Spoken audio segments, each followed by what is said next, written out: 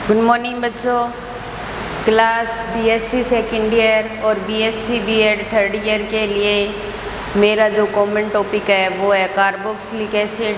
और carboxylic acid के दो पार्ट हमने कर लिए, आज तीसरे पार्ट की हम बात कर रहे हैं। और हमने ये देखा था कि कार्बोक्सिलिक एसिड क्या होता है और उसके डेफिनेशन की बात की थी।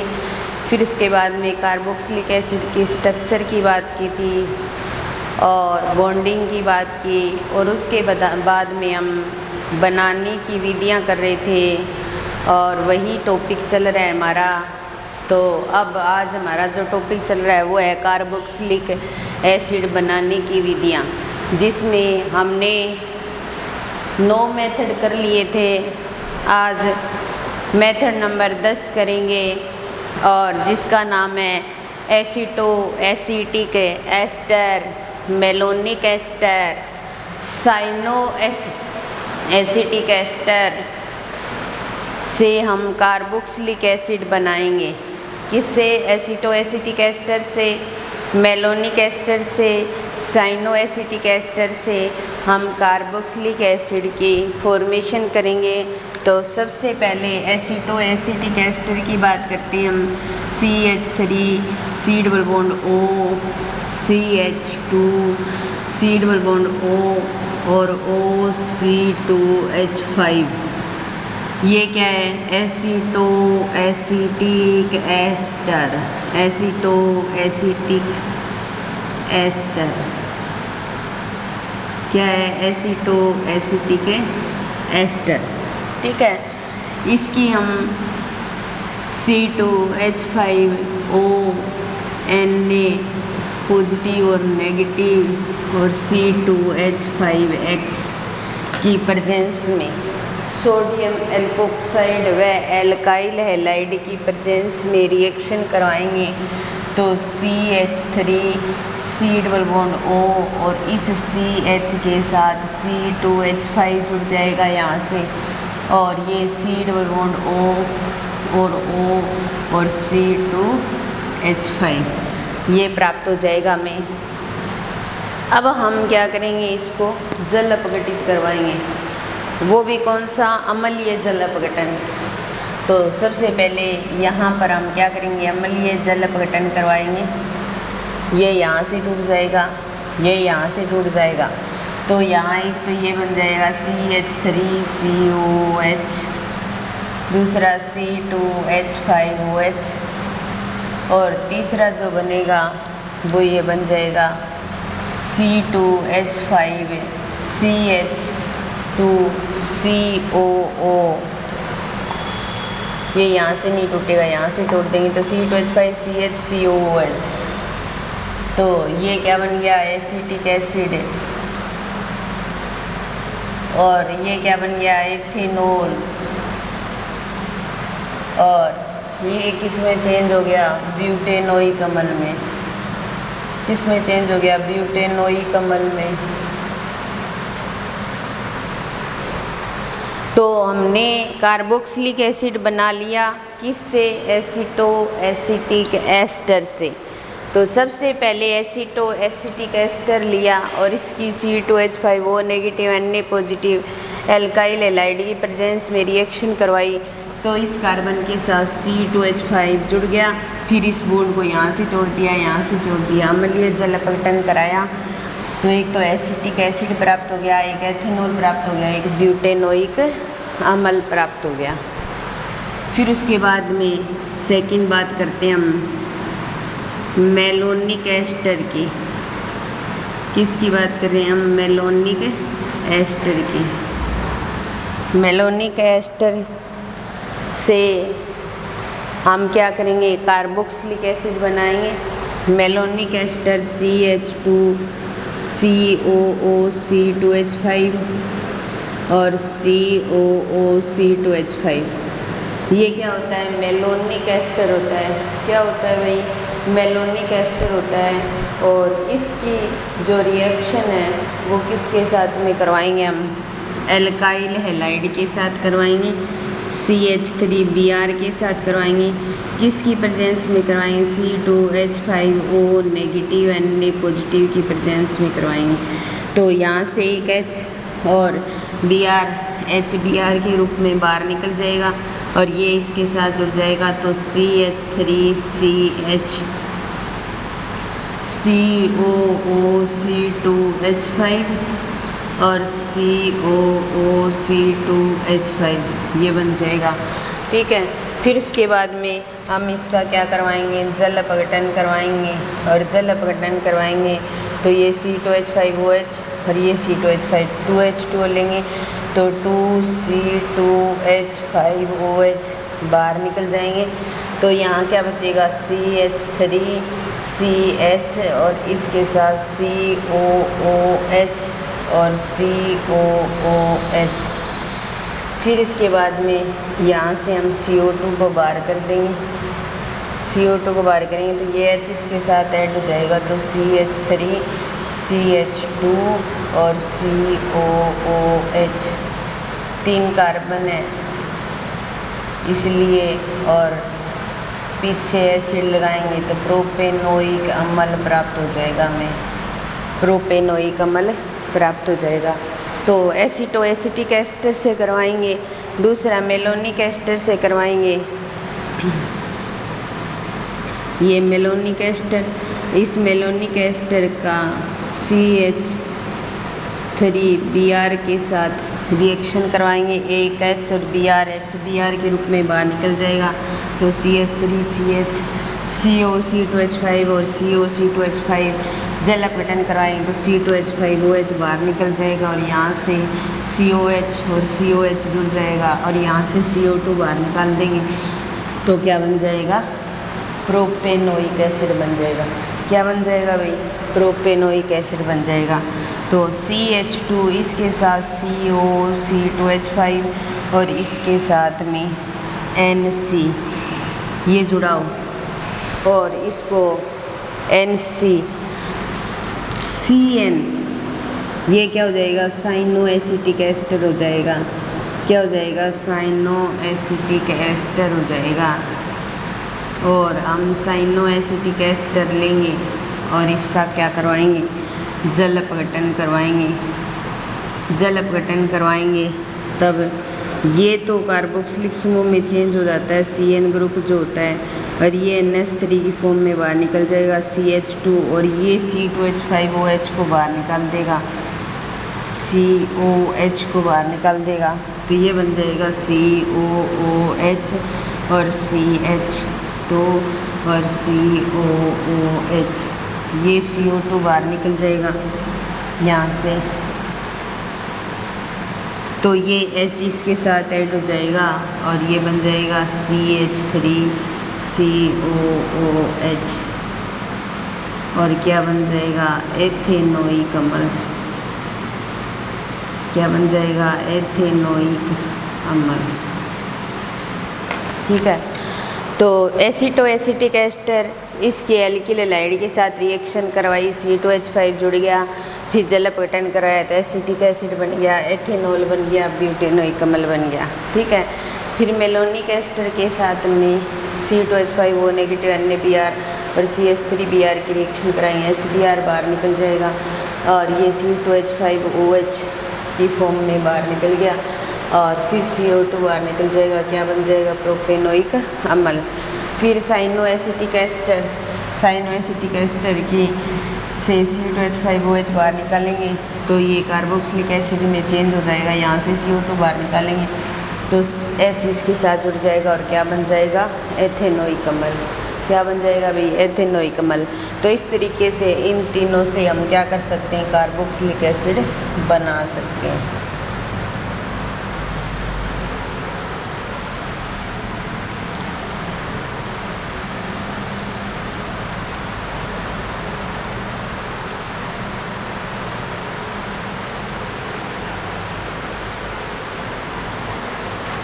उसके पश्चात नेक्स्ट मेथड आता है आर्ट आइंस्ट्रेट अभिक्रिया। 11 नंबर आर्ट आइंस्ट्रेट अभिक्रिया।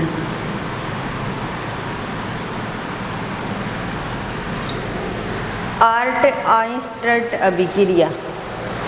इस अभिक्रिया के अंदर क्या होता है, हम क्या लेते हैं, एक तो एसिटिल क्लोराइड लेते हैं और उस एसिटिल क्लोराइड की डाइएज़ोमीथेन के साथ रिएक्शन करवाते हैं तो एक मध्यवर्ती कंपाउंड का निर्माण होता है। और उस मध्यवर्ती कंपाउंड का अगर जल अपघटन करवाया जाए तो हमें कार्बोक्सिलिक एसिड प्राप्त हो जाता है। तो यहाँ हम CH3 C double bond O और Cl और इसकी CH2N2, तो ये क्या है, एसिटिल क्लोराइड है। क्या है, एसिटिल क्लोराइड। और इस एसिटिल क्लोराइड की डाइएज़ोमीथेन के साथ रिएक्शन करवाएंगे। डाइएज़ोमीथेन के साथ, तो यहाँ से Cl और H HCl के रूप में बाहर निकल जाएंगे और CH3 और C डबल बॉन्ड O और CH और N डबल बॉन्ड N, ये बन जाएगा। इस पे तो क्या आ जाएगा, पॉजिटिव चार्ज, और इस पर क्या आ जाएगा, नेगेटिव चार्ज। अब यहाँ से क्या करेंगे, N2 को बाहर निकालेंगे और N2 को जब बाहर निकालते हैं तो CH3 CH और C डबल बॉन्ड O ये बन जाएगा। और फिर अगर इसका जल अपघटन करवाया जाए तो ये CH3 और CH2 और COOH किस में चेंज हो जाएगा, प्रोपेनोइक अम्ल में।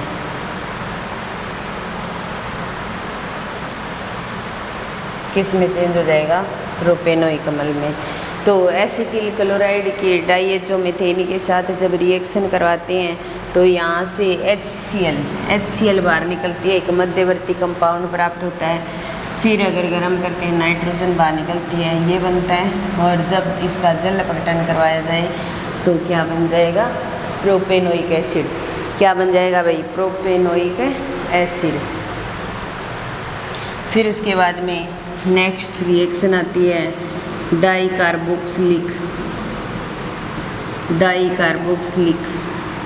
अम्लों के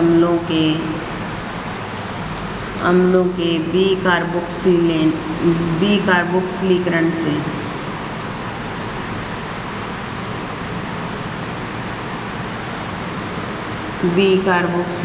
से डाइकार्बोक्सिलिक अम्लों के बीकार्बोक्सिलीकरण से डाइकार्बोक्सिलिक अम्ल लेंगे और डाइकार्बोक्सिलिक अम्लों का बीकार्बोक्सिलीकरण करवाएंगे। बीकार्बोक्सिलीकरण का मतलब होता है CO2 का बाहर निकलना। तो हम डाइकार्बोक्सिलिक अम्ल लेकर के CO2 बाहर निकालेंगे और जब CO2 बाहर निकालते हैं तो हमें कार्बोक्सिलिक एसिड प्राप्त होते हैं। तो जैसे देखिए यहाँ पर हमारे पास COOH और COOH ये डाइकार्बोक्सिलिक है और इसका नाम है ऑक्जेलिक एसिड। और ऑक्जेलिक एसिड का बीकार्बोक्सिलीकरण करवाएंगे,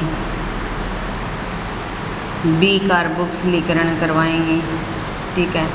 बीकार्बोक्सिलीकरण करवाते हैं तो यहाँ से क्या होगी, CO2 बाहर निकल जाएगी और HCOOH क्या बन जाएगा, फॉर्मिक अम्ल। क्या बन जाएगा, फॉर्मिक एसिड, ठीक है। दूसरे के अंदर क्या हो जाएगी, CH2COOH और COOH, ठीक है। इसके साथ रिएक्शन कराएंगे बीकार्बोक्सिलीकरण।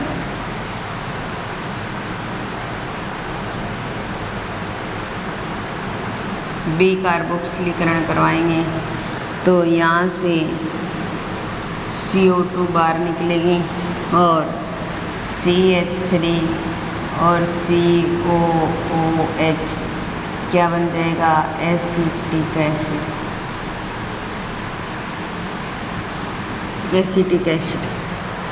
तो एक तो क्या बन जाएगा फॉर्मिक अम्ल, दूसरा क्या बन जाएगा एसिटिक एसिड।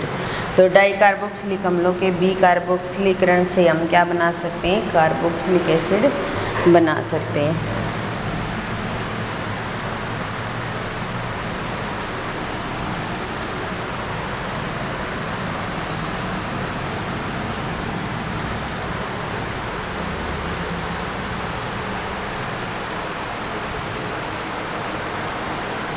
फिर है सोडियम एल्कोक्साइडों के कार्बोनीकरण से, नेक्स्ट मेथड है।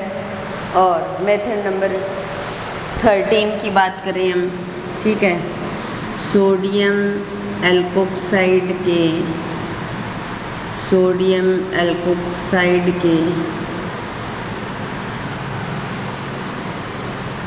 कार्बोनीकरण से।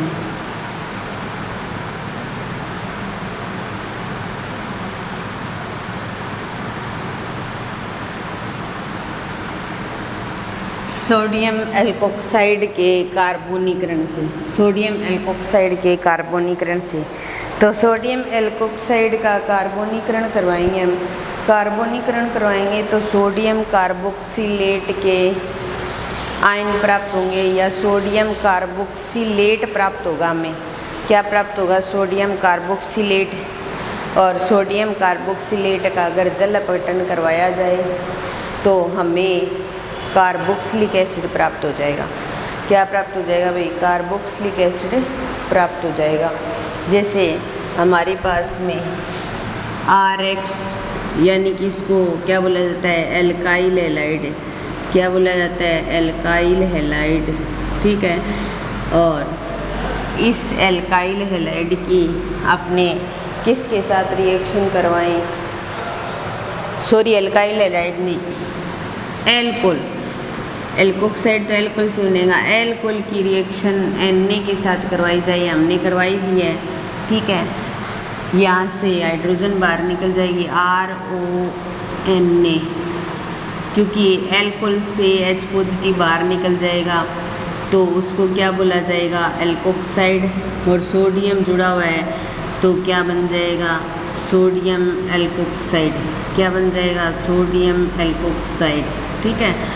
अब हम क्या करेंगे, सोडियम एल्कोक्साइड लेंगे और इस सोडियम एल्कोक्साइड की CO के साथ रिएक्शन करवाएंगे तो RCOONA प्राप्त हो जाएगा। ये पॉजिटिव की तरह बिहेव करेगा ये, तो ये बन जाएगा सोडियम कार्बोक्सिलेट, सोडियम कार्बोक्सिलेट।